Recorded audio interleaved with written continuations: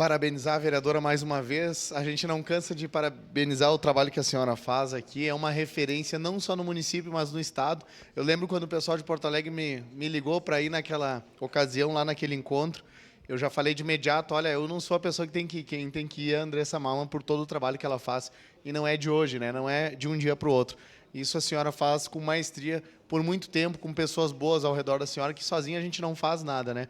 Mas a senhora tem uma equipe maravilhosa, o pessoal da DPA, como as assessoras que trabalham contigo, além de nos tratarem bem quando a gente vai lá, a gente é muito bem tratado no gabinete da vereadora. Tem chazinho, tem tudo, tem chocolate, tem pirulito, tem tudo.